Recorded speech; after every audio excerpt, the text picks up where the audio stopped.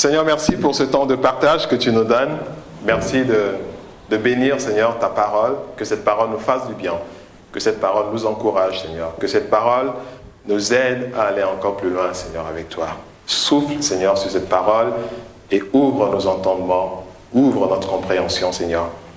Et comme tu l'as dit, Seigneur, que quand la parole est semée sur une terre qui est bonne et elle porte du fruit. Et la terre qui est bonne, c'est la terre qui comprend la parole et qui la met en pratique. Mais sans la compréhension de ta parole, nous ne pouvons pas la mettre en pratique, Seigneur. C'est pour cela que nous te demandons de nous donner à comprendre ta parole, et même au-delà de ce que nous partageons, afin de la mettre en pratique, Seigneur. Et que cela porte du fruit dans nos vies et au travers de nos vies, Seigneur. Au nom de Jésus. Amen. Amen, amen. Alors, je vais vous parler ce matin du titre « Projet de paix et non de malheur ». C'est vrai que vous connaissez déjà tous ce passage, mais je voudrais qu'on puisse revisiter encore ce passage et découvrir certaines choses qui peuvent nous propulser dans de nouvelles choses et dans de nouvelles dimensions avec le Seigneur. Parce que notre capacité à agir, notre capacité à avancer vient de notre compréhension de la parole. Quand nous comprenons la parole, cette parole devient une force, devient dynamique en nous. Et cette parole nous permet d'accomplir les choses pour lesquelles elle est sortie, pour lesquelles le Seigneur l'a envoyée. Amen. Donc c'est pour cela que nous allons revisiter encore ce passage et ouvrir nos cœurs, ouvrir nos pensées pour que le Seigneur nous communique encore des choses profondes. Dans Jérémie 29, le verset 11, Jérémie 29, le verset 11, « Car je connais les projets que j'ai formés sur vous, dit l'Éternel, projets de paix et non de malheur, afin de vous donner un avenir et de l'espérance. Car je connais les projets que j'ai formés sur vous, dit l'Éternel, projets de paix et non de malheur, afin de vous donner un avenir et de l'espérance. » Dans 2 Corinthiens 5, le verset 17, nous allons lire ce passage. « Si quelqu'un est en Christ, il est une nouvelle créature. Les choses anciennes sont passées, et surtout la fin, voici, toutes choses sont devenues nouvelles. » Donc, il y a de nouvelles choses, il y a de projets que le Seigneur a sur nos vies dès que nous le rencontrons, dès que nous l'acceptons dans notre vie, dès que nous faisons la paix avec Christ, dès que nous laissons Jésus devenir notre Seigneur et notre Maître, dès que nous avons décidé de marcher avec Dieu au travers de Christ, au travers du sacrifice que Christ a fait, au travers de notre acceptation de cette œuvre de Christ à la croix, au travers de notre acceptation de Jésus comme Sauveur dans notre vie et Seigneur. Dès que nous faisons cet acte, il y a quelque chose qui est déclenché. Il y a quelque chose qui est mis en route. Et ce sont les projets de Dieu. Ce sont les nouvelles choses que Dieu a promis, a prévues déjà pour nous. Et ces nouvelles choses, ce n'est pas que ce sont des choses qui arrivent et qui sortent de nulle part, mais c'est quelque chose que Dieu a déjà prévu pour nous. Et Dieu le sait dans son agenda. Et il se dit, mais quand celui-là va m'accepter, quand celui-là va commencer à marcher avec moi, c'est ce que je vais faire dans sa vie. C'est ce que je vais accomplir dans sa vie. Ce sont ces projets, Dieu l'a prévu pour chacun, pour chaque être humain, pour chacune de ces créatures. Dieu a un projet. Mais ce sont ces projets qui sont juste conditionnés à quelque chose. Et cela, c'est l'acceptation de son Fils comme notre Seigneur. Et quand nous donnons notre vie à Christ, alors ça s'enclenche. Le mouvement s'enclenche. Et cela se met en route.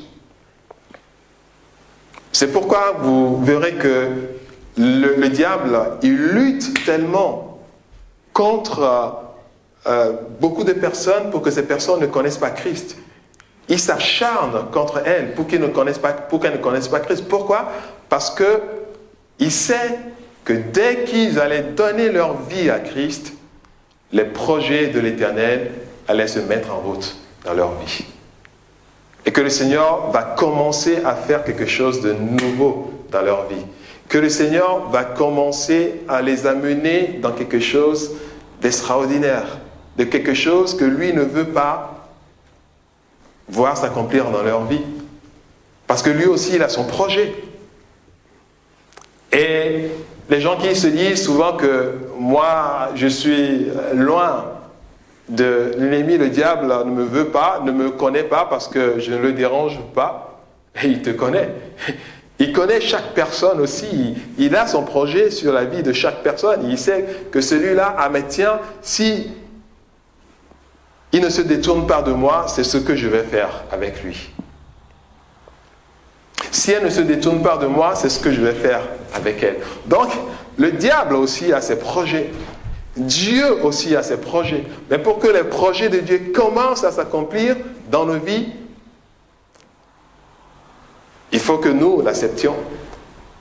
Et quand nous présentons, quand nous avons cette possibilité d'accepter, d'aller vers Dieu, donc c'est que quelque part, Dieu nous veut et que nous avons répondu à son appel. Et comme je l'avais dit, c'est quelque part, c'est parce que Dieu a vu notre cœur, notre disposition de cœur, et il nous a appelés à lui. Et en ce moment, quelque chose de nouveau doit commencer à s'accomplir dans notre vie. Les projets de Dieu. Les projets de Dieu. Ce que Dieu a prévu pour toi.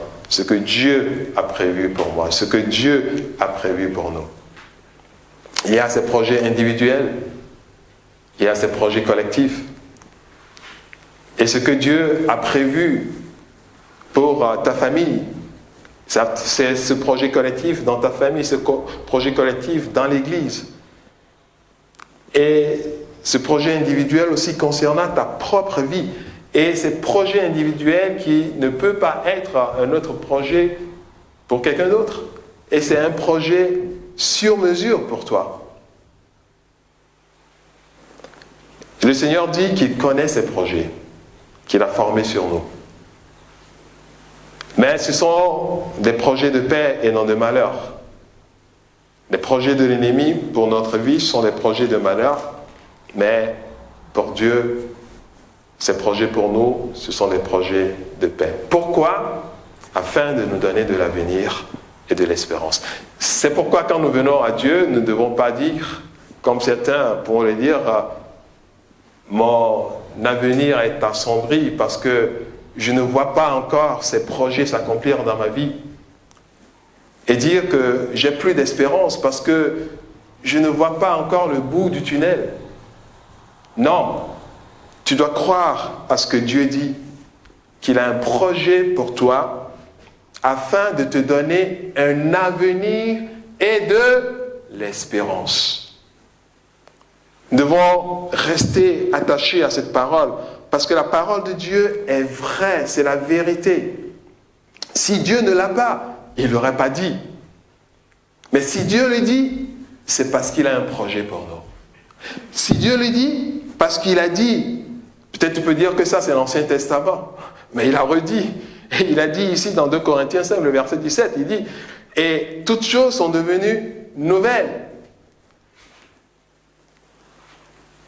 Dieu a un projet pour toi. Et si tu parcours la parole, que ce soit l'Ancien et le Nouveau Testament, tu verras les projets de Dieu pour toi dans tous les domaines de ta vie. Et ces projets, quand tu ne les vois pas encore, ne perds pas, ne désespère pas, mais reste accroché, mais reste fixé sur cela. Oui, C'est un projet, ce sont des projets de paix. C'est afin de me donner un avenir et de l'espérance.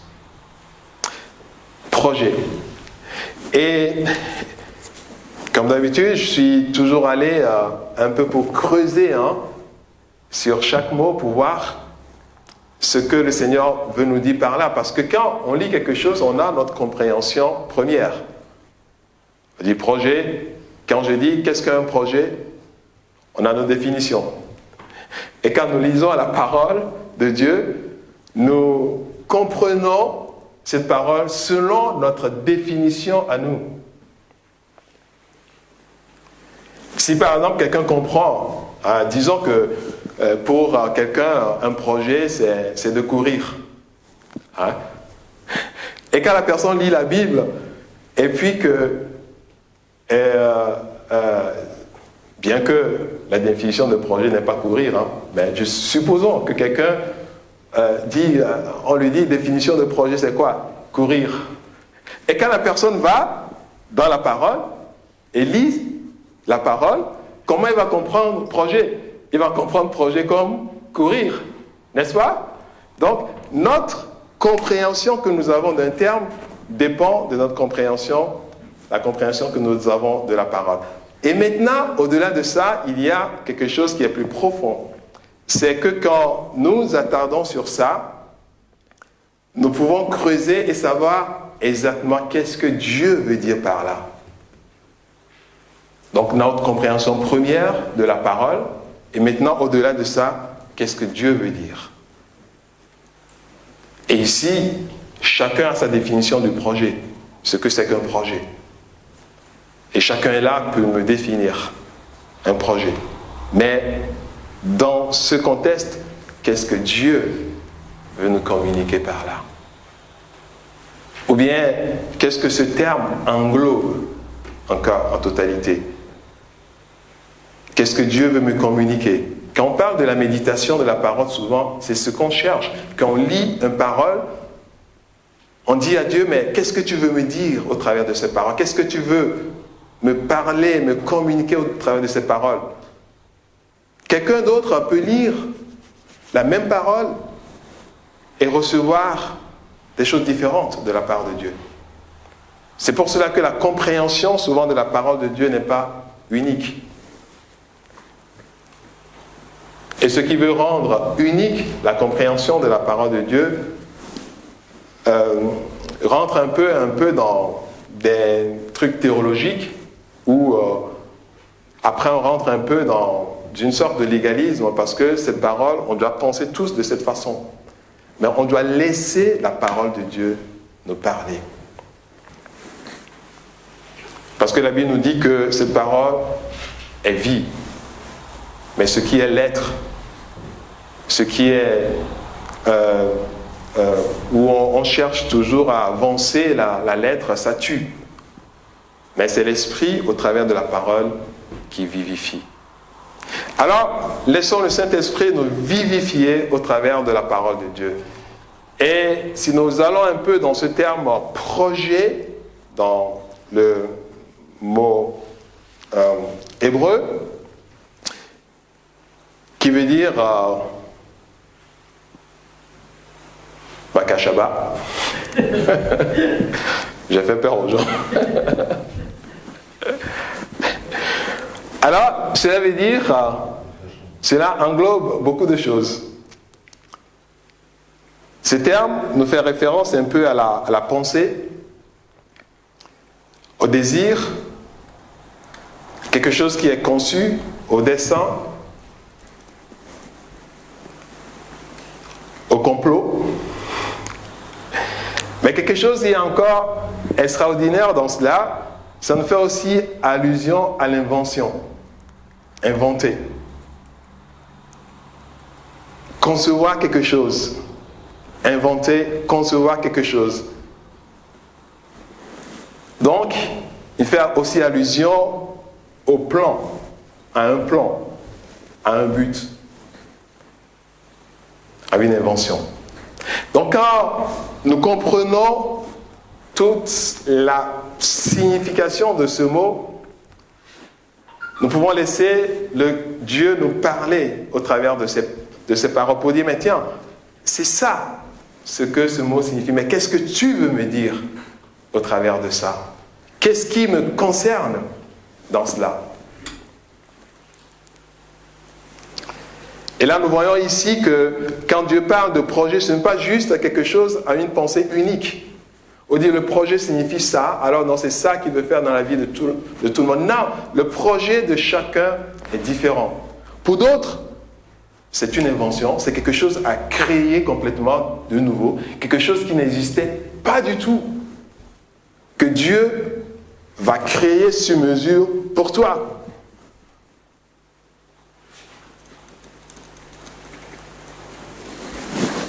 Pour d'autres, ce sont des desseins que Dieu a déjà et qui va juste accomplir dans ta vie. C'est un plan de Dieu pour toi, c'est un but de Dieu pour toi. Donc le projet de Dieu pour chacun est différent. Ce que Dieu veut accomplir dans la vie de chacun est différent. Et quand Dieu dit, même ici, il parle des projets. Il a ses projets. Peut-être qu'il n'a pas simplement un seul projet pour toi, peut-être qu'il a plusieurs projets pour toi. Et c'est important de savoir cela. Dieu a un projet pour moi. Je ne suis pas largué dans la nature comme ça. Je ne suis pas même non plus largué dans le corps de Christ. Où je suis comme ça dans le corps de Christ et je n'ai pas d'importance. Non, tu as de l'importance. Parce que Dieu a un projet. Dieu a un plan. Dieu a un but pour ta vie. Dieu a quelque chose à inventer en toi, au travers de toi. Dieu a quelque chose qu'il a conçu pour toi. Dieu a un dessein pour toi à accomplir dans ta vie.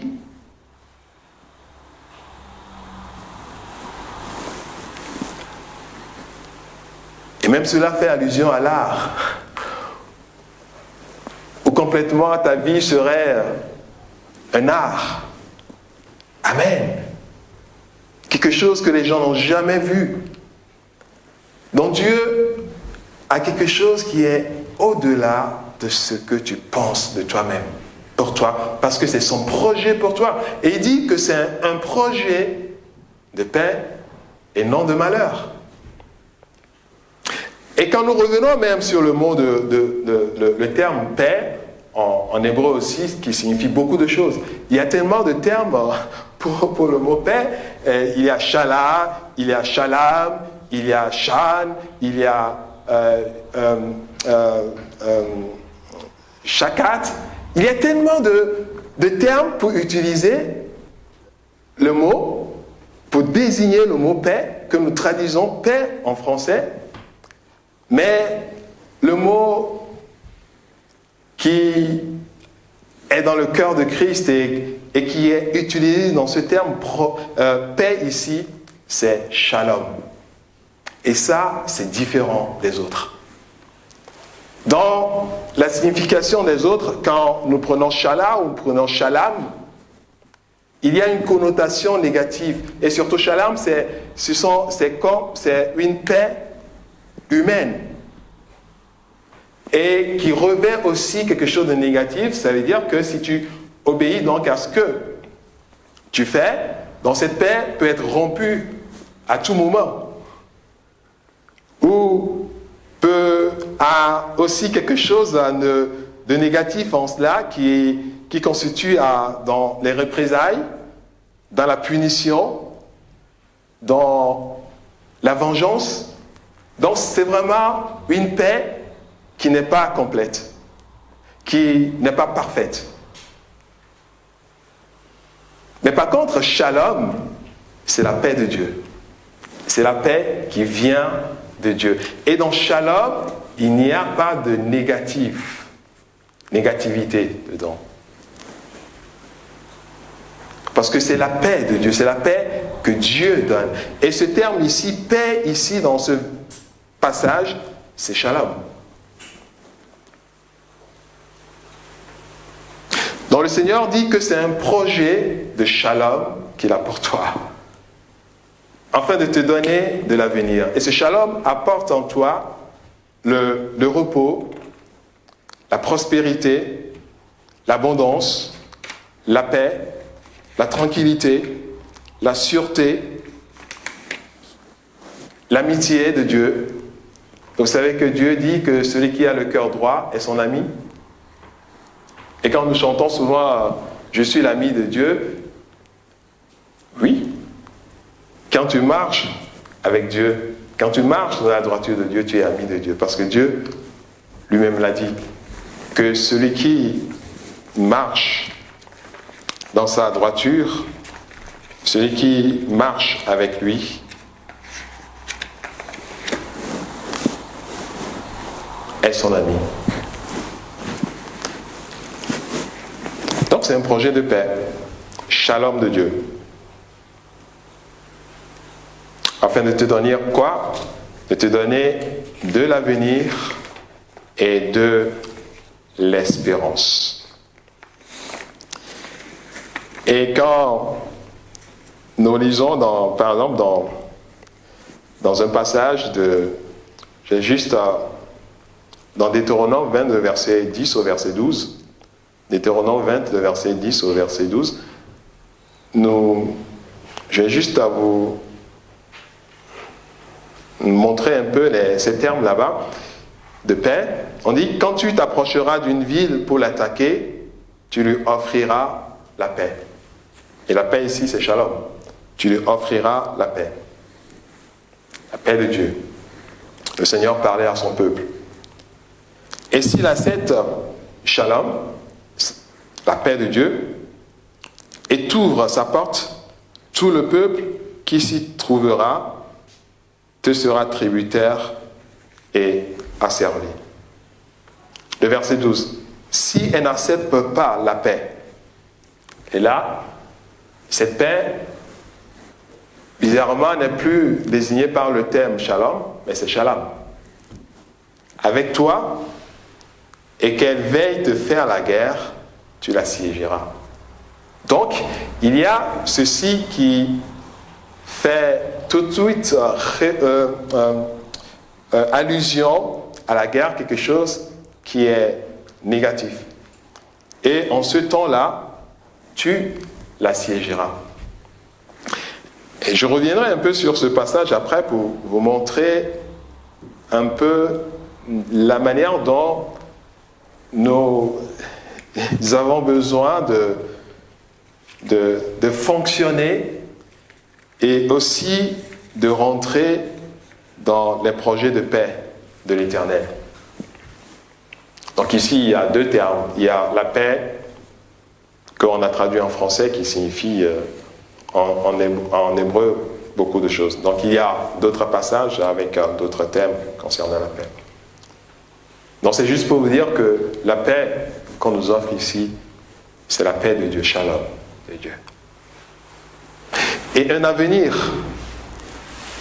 Et ce terme avenir ne se voit pas simplement, ne se comprend pas simplement de la manière dont nous pouvons comprendre aussi l'avenir, et l'avenir, mais ça se comprend aussi, ça a une autre compréhension. Ça signifie aussi postérité, ta descendance. Ça signifie aussi une fin favorable, une issue, une dernière partie que Dieu, dans laquelle le Seigneur est en train de t'amener pour accomplir quelque chose. Donc ça a une signification positive de l'avenir et de l'espérance. Et cette espérance aussi ici signifie des choses espérées, des choses que ton cœur attend.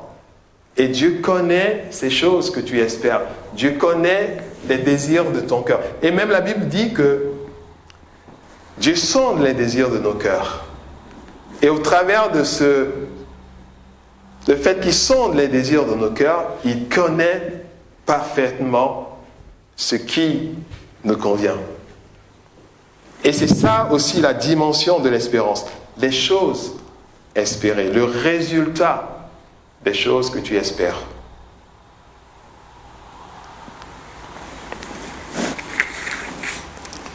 En fait, ce sont ces choses que Dieu a prévues pour nous. Des projets de paix et non de malheur, afin de nous donner un avenir et de l'espérance. Un avenir et de l'espérance. Donc Dieu a ses projets pour toi. Il a prévu. Il a tout mis en place. Il sait comment cela devait se passer. Il a attendu que tu viennes à lui. Et que maintenant tu es venu à lui, tu as donné ta vie à lui.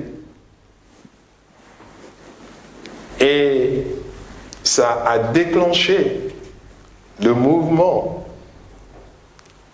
Et maintenant, après, dans certains domaines, tu peux te dire, mais tiens, maintenant pourquoi je ne vois rien? Et c'est l'un des objectifs de cet enseignement, de voir pourquoi je ne vois rien arriver. Pourquoi j'ai toujours l'impression que je tâtonne. Pourquoi j'ai toujours l'impression que je bats de l'air. Pourquoi je dois toujours lire ces choses que je suis convaincu que c'est la vérité de Dieu, mais que je ne vois pas se réaliser dans ma vie. Comment puis-je rentrer alors dans ces choses? Comment rentrer dans les projets que Dieu a prévus pour moi? Alors, il y a deux choses à savoir par rapport à ça. Et la première chose, c'est de savoir que contre les projets que Dieu a prévus pour toi, il y a une opposition qui existe. Il y a quelqu'un qui est contre ça. Donc il y a une opposition. Il y a quelqu'un qui ne veut pas que ces projets s'accomplissent dans ta vie. Il y a quelqu'un qui ne veut pas que tu puisses avoir cet avenir plein d'espérance. Il y a quelqu'un qui ne veut pas te voir heureux. Il y a quelqu'un qui ne veut pas te voir prospère. Il y a quelqu'un qui ne veut pas que Dieu te guérisse, que Dieu te libère, que Dieu te donne à rentrer dans les choses qu'il a prévues pour toi. Il y a quelqu'un qui ne veut pas te voir réussir. Il veut toujours que tu ailles d'échec en échec. Tu dois savoir cela. Tu dois savoir que nous avons un adversaire. Tu dois savoir que ce n'est pas un tapis rouge où tu n'as qu'à... Tout ce qui te reste, c'est juste de marcher sur ça. Et c'est souvent l'idée qu'on a. Et c'est souvent ce qu'on veut voir. Et c'est pour cela que des fois, la plupart du temps, on n'y arrive pas, on rencontre des obstacles et puis d'année en année, on ne voit pas les choses s'accomplir, on ne voit pas les choses arriver. Et après, on finit par être amer, on finit par être découragé, on finit par se douter de l'amour de Dieu pour notre vie. Et on finit par dire que peut-être Dieu m'a appelé à la souffrance et d'accord, ben, j'accepte la souffrance, mais ce qui est important, c'est le ciel. Pourquoi? Parce que certainement qu'il y a quelque chose dont on n'a pas pris conscience. Première chose, savoir qu'il y a une opposition. Deuxième chose, savoir que tu dois aller prendre possession de cela. Les projets de Dieu pour toi est là.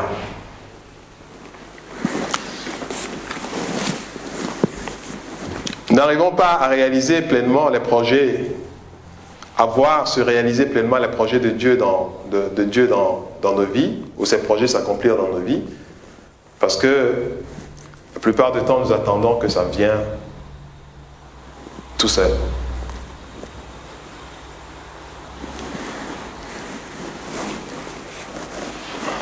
Et souvent, par cette vérité, le diable arrive à nous avoir. Il dit, mais si Dieu le veut, ça m'arrivera. Si Dieu le veut, Dieu l'accomplira. Si c'est la volonté de Dieu, ça arrivera. C'est vrai. C'est une vérité. Et ça, ce n'est pas un mensonge. Quand on dit que si tout ce qui nous arrive, c'est la volonté de Dieu, oui. Parce que ce n'est pas toi qui vas décider que cela t'arrive. Tu peux même décider, tu peux même vouloir, si Dieu ne veut pas, cela n'arrivera pas. Ça, tout ce qui nous arrive, c'est la volonté de Dieu. Donc, si Dieu le veut, ça arrive. Si c'est la volonté de Dieu, ça arrive. Ça, c'est une vérité. Mais souvent, vous savez, ce qui se passe derrière cette vérité, c'est que le diable l'utilise souvent et très, très souvent pour nous endormir. Qu'est-ce que l'apôtre a dit? L'apôtre a dit que c'est pourquoi ne soyez pas inconsidérés, mais comprenez quelle est la volonté de Dieu. Donc, si nous ne comprenons pas exactement ce que c'est que la volonté de Dieu, l'ennemi va utiliser cette parole pour nous endormir. Si c'est la volonté de Dieu, puisque ce n'est pas encore arrivé, ce n'est pas la volonté de Dieu. Et puis donc là, j'attends. Je dis, mais tiens, donc quand ce serait la volonté de Dieu, ça va arriver.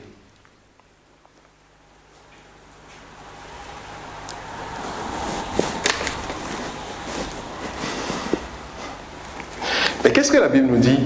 Qu'est-ce que Jésus nous a dit?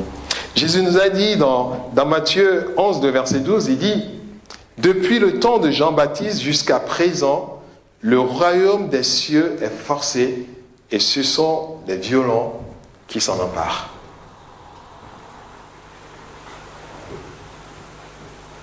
Cela veut dire quelque chose. Ce sont les violents qui s'en emparent. Alors donc, cette affirmation qui est vraie devient une force pour nous quand nous découvrons exactement ce que c'est que la volonté de Dieu pour nous et que nous y attachons et nous attendons à cela et nous allons le voir s'accomplir et ça devient une force pour nous, cette volonté de Dieu. Mais par contre, cette phrase, souvent, si Dieu le veut, si c'est la volonté de Dieu, devient, je vais utiliser ce terme qui peut peut-être vous faire un peu choquer, devient pour nous un opium quand c'est utilisé d'une manière inadéquate. L'opium, ça sert à endormir, hein.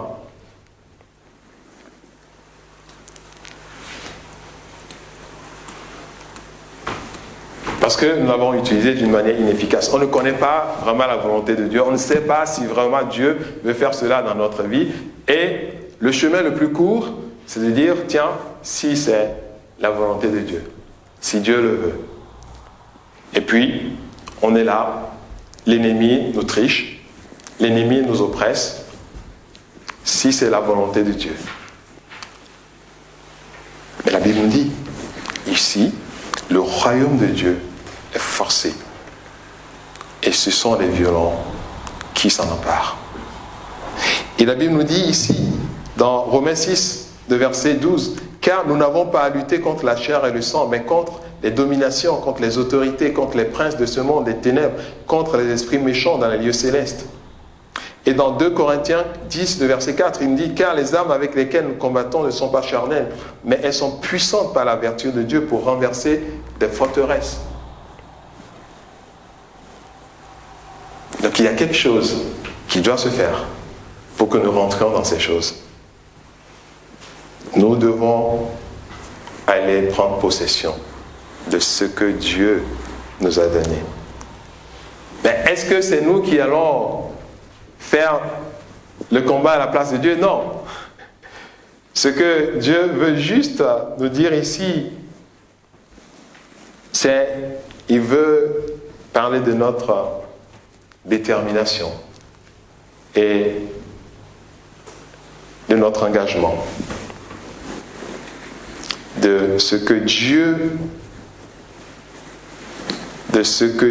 veut faire dans notre vie, de ce que ses projets doivent accomplir dans notre vie, que ces projets s'accomplissent.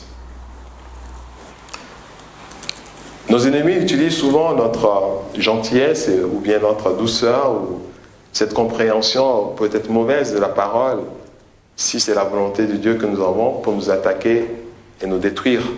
Ce n'est pas la volonté de Dieu pour nous. Alors, Dieu a dit, si quelqu'un te frappe sur ce joue, il faut lui tendre l'autre joue et qu'il te donne encore un autre gifle, qui te gifle encore de ce côté. N'est-ce pas, Samuel? Et puis quand on le fait de cette façon, et on est à la recherche de la paix. Alors l'idée dans cela, c'est quoi? C'est que nous recherchons la paix. Parce que si quelqu'un t'agresse, et que toi aussi tu réponds avec cette agression, il n'y a plus la paix. Et de deux, Dieu nous parle de cela pour que nous préservions nous-mêmes. Parce que si quelqu'un t'agresse et que tu lui réponds et que tu prends cette agression en pleine figure, ça va t'affecter, ça va te détruire, ça va produire de la colère, de l'amertume en toi, qui va faire à ce que tu sois dérangé dans ta relation avec Dieu, que tu sois en paix. Donc c'est pour cela que Christ nous a dit, soyez des hommes et des femmes de paix. Ne cherchez pas la guerre, tant que vous avez la possibilité. Mais par contre, si quelqu'un vous cherche la guerre, si quelqu'un vous attaque, si quelqu'un veut arracher, veut vous empêcher de voir les projets de Dieu s'accomplir dans votre vie, vous ne devez pas rester sans rien faire. Et c'est là où Jésus parle de la violence. Parce que quelqu'un est venu pour te dépouiller. Est-ce que tu vas rester là? Dépouille-moi! Répondez-moi, est-ce que c'est logique que quelqu'un vienne te dépouiller et puis tu dis là, tiens, c'est la volonté de Dieu que ça arrive, je perds de l'argent, je perds ceci, je perds ça, je perds ça, je perds ça tous les jours, c'est la volonté de Dieu que ça... Non, c'est quelqu'un qui est en train de te dépouiller. Tu dois te lever, tu dois dire non, ça doit s'arrêter, ça doit s'arrêter. Et c'est là où tu te lèves et tu utilises la violence de Dieu. Et pour rentrer dans les choses que Dieu a prévues pour toi. Alors donc là, Jésus il a dit, regardez Jésus quand il était allé dans le temple. Il a vu les gens vendre dans le temple. Jésus pourrait dire, mais tiens, ces gens, ce sont les pauvres gars, ils ne savent pas ce qu'ils font. Mais qu'est-ce qu'il a fait? Il a commencé par tout renverser. Non, vous n'avez pas le droit de faire ça dans la maison de mon Père. Là, vous êtes en train d'envahir, vous êtes en train de me prendre des choses. Non, il a tout renversé.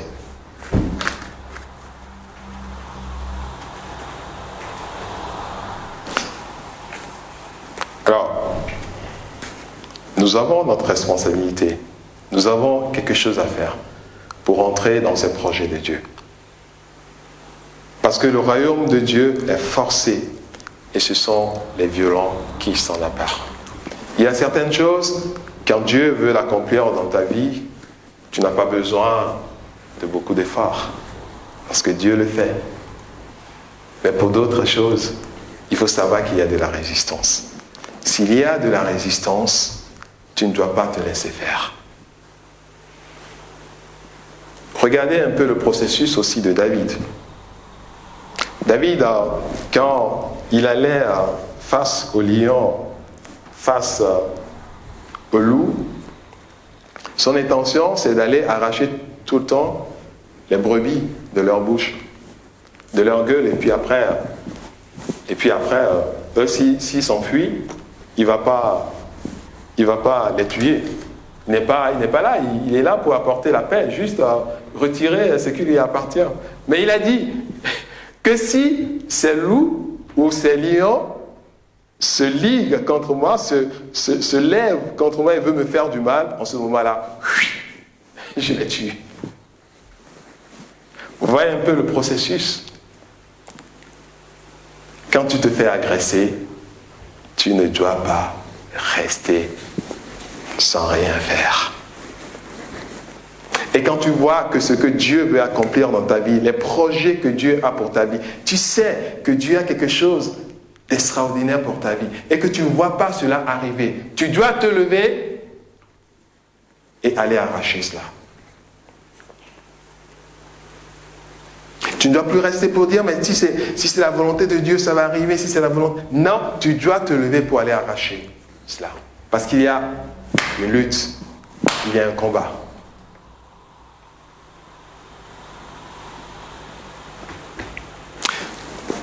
Il y a souvent des gens qui se disent, mais tiens, on parle trop des choses spirituelles, du combat spirituel, etc., etc. Et puis se disent, mais tiens, toutes ces choses-là, ça n'existe pas, ou bien ils en font trop. Et que même certains même disent que dès que tu es chrétien, on n'a même plus besoin de prier pour toi, pour que si tu es oppressé par l'ennemi, que tu sois libéré. Et souvent, ce sont des gens qui ne connaissent pas ce qui se passe. Et quand ça se passe, si jamais ça leur arrive, c'est en ce moment-là qu'ils comprendront ce que c'est. Et ils arrivent souvent à endormir les gens avec ça pour dire, mais tiens, écoutez ça, toutes ces choses, ce sont des blablabla. Parce qu'ils ne savent pas ce qui se passe. Et quand tu es face à cela, quand tu vois dans des pays où tu vois qu'il y a des gens, leur spécialité, c'est toujours de faire du mal à leur prochain. Quand tu fais face à ces personnes, et tu dis quoi? Qu'est-ce qui se passe? Cette personne veut me faire du mal. Alors qu'est-ce que tu dois faire? Tu dois aller prendre l'épée, le bâton, pour dire, mais tiens, non, ce n'est pas ça ce que Dieu dit. Mais Paul dit ici que les armes avec lesquelles nous combattons ne sont pas charnelles. Donc, tu ne dois pas rester sans combattre. Donc tu dois agir, tu dois combattre, tu dois aller au front, tu dois exercer l'autorité que Dieu t'a donnée. Tu dois refuser à ce que l'ennemi continue par te dépouiller. Les projets que tu as réalisés, que Dieu veut faire pour toi. Les choses que tu veux accomplir. Les choses que tu veux voir arriver dans ta vie. Prends ces choses, note ces choses. L'apôtre Paul dit ici, comprenez quelle est la volonté de Dieu pour vous. Comprenez, cherchez à comprendre cela. Quelle est la volonté de Dieu? N'allons plus dans le truc si c'est la volonté de Dieu. Non, mais cherchons à comprendre quelle est la volonté de Dieu. Et quand nous sommes persuadés que c'est ce que Dieu veut pour moi, que rien ne nous arrête. Et que tu ailles au front avec violence. Et que quand l'ennemi veut attaquer, tu ripostes. Et tu deviens violent spirituellement. Alors, comment rentrer dans ces choses? dans ces projets, premièrement, savoir qu'il y a une opposition. La deuxième chose, savoir qu'il faut aller prendre possession. Et comment faire? Et savoir qu'il faut aller prendre possession de cela. Comment faire pour aller prendre possession de ce que Dieu a promis pour toi? Premièrement, connaître sa volonté. Deuxièmement, appliquer les 3 P, proclamer, prier, persévérer. Et troisièmement, être violent spirituellement. Ne plus donner l'avantage ou l'accès à l'ennemi. Et rester confiant en Dieu. Je connais les projets que j'ai formés sur vous. Ne laisse plus l'ennemi utiliser quelque vérité que ce soit pour t'endormir, pour dire mais tiens ça n'arrive pas parce que je ne veux pas, etc.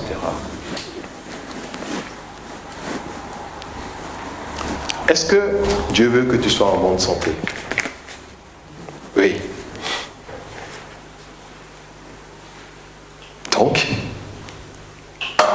si j'ai quelque chose qui attaque ma santé, je vais vers et je persévère, je réclame, parce que j'ai le droit d'être en bonne santé. Est-ce que Dieu veut que tu sois heureux? Oui. Ce qu'il a dit, et le bonheur et la grâce m'accompagneront tous les jours de ma vie, et j'habiterai dans la maison de l'Éternel jusqu'à la fin de mes jours. Donc, si je vois qu'il y a toujours des choses qui sapent ma joie, qui me mettent toujours dans la tristesse, donc je dois savoir qu'il y a quelque chose, l'ennemi attaque quelque part et qu'il faut que je fasse quelque chose. Je ne dois pas accepter cela. Je ne dois pas dire que ça c'est mon lot. Non. Parce que Dieu a déjà promis. Les projets sont des projets de paix et non de malheur. Alors quels sont les projets de paix de Dieu pour toi? Dieu a des projets de paix pour toi. Dieu a des projets uniques pour toi. Parce qu'il connaît les désirs de ton cœur. Il sonde les profondeurs de ton cœur. Il sait cela. Et toi-même, tu le sais aussi dans ton cœur, ce que vraiment tu veux. Il y a des désirs vraiment profonds que Dieu met en toi. Et que toi-même, tu vois que ça, ce n'est pas quelque chose de mauvais. Et que simplement, si tu pouvais avoir cela, ça va tellement te rendre heureux. Et ce sont des désirs sains.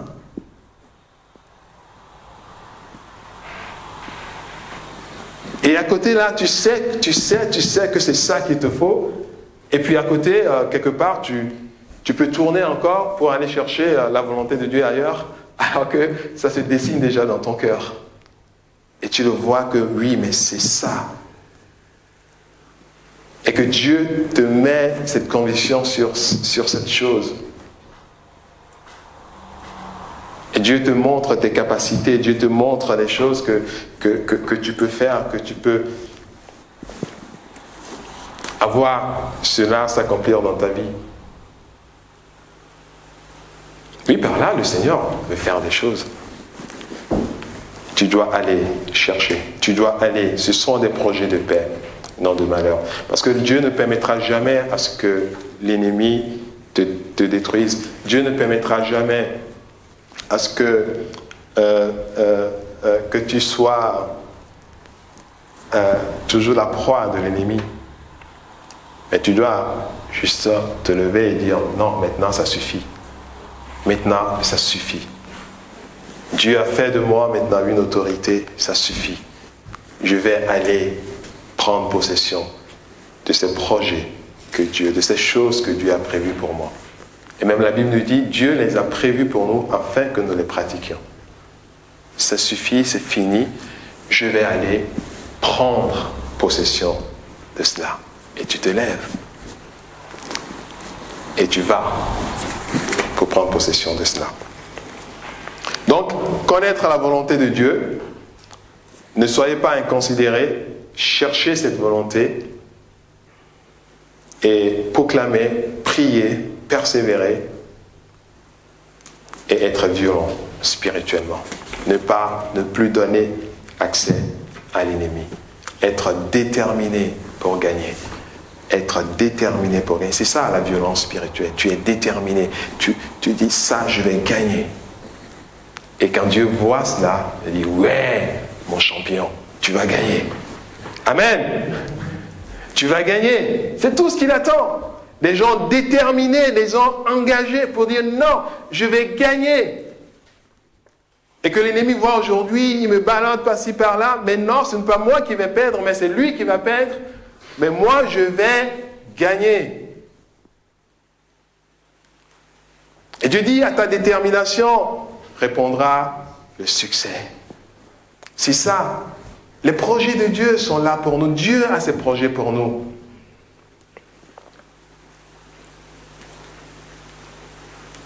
Ne doutons pas de ça.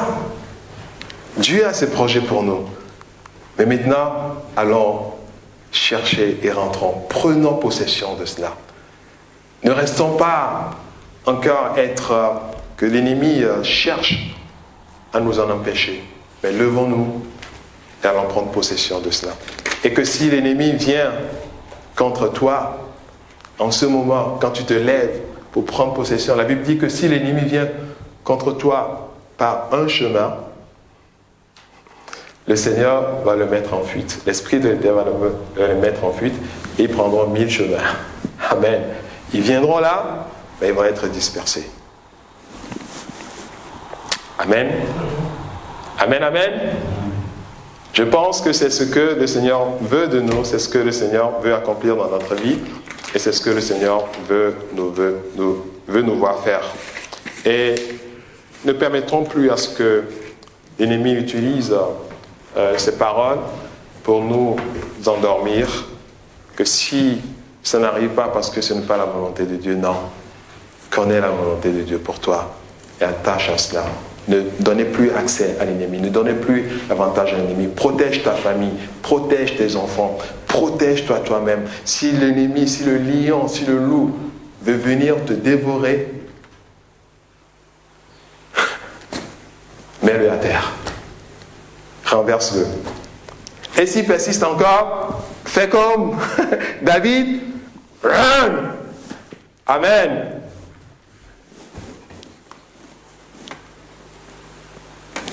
Vains-le, combats-le. Et que toute sa puissance avec laquelle il vient pour te détruire, que cette puissance soit détruite. Amen. Ne laisse pas le loup, ne laisse plus le loup te dévorer. Ne laisse plus le lion te dévorer. Parce que Dieu a fait de toi une autorité. Amen, amen. J'espère que vous avez compris ces paroles. Et que la seule chose que je voudrais vous faire communiquer ce matin, c'est que vous devez vous lever et devenir violent. Que ce n'est pas la violence que nous allons hériter de grandes choses de la part de Dieu. C'est par la violence que nous verrons le projet de Dieu s'accomplir dans notre vie. Nous allons nous lever et puis nous allons prier. Dis au Seigneur, je veux être ce violent que tu as déjà fait. Parce que tu as mis déjà en moi cette violence spirituelle. Et au travers de cela, avec cette violence, tu dois te protéger ta famille, protéger ce qui t'est cher et arracher, rentrer dans la possession de Dieu. Pour tous les projets de Dieu pour ta vie, les projets que Dieu a pour ta vie, rentre en possession de ces projets. Ce que Dieu veut faire dans ta vie, rentre en possession de cela. Sois déterminé. Déterminé pour gagner. Sois déterminé pour vaincre. Sois déterminé pour ne plus donner accès, l'avantage à l'ennemi. Dieu est avec toi. Dieu est avec toi. Et celui qui est en toi est plus grand que celui qui est dans le monde. Amen. Seigneur, merci pour ce temps de grâce que tu nous donnes et merci parce que celui qui est en nous est plus grand que celui qui est dans le monde. Et libère, Seigneur, dans chacun cette violence spirituelle et donne à chacun d'aller prendre possession de tout ce que tu as prévu pour lui et de pratiquer ces choses au nom de Jésus. Amen. Amen, amen, amen.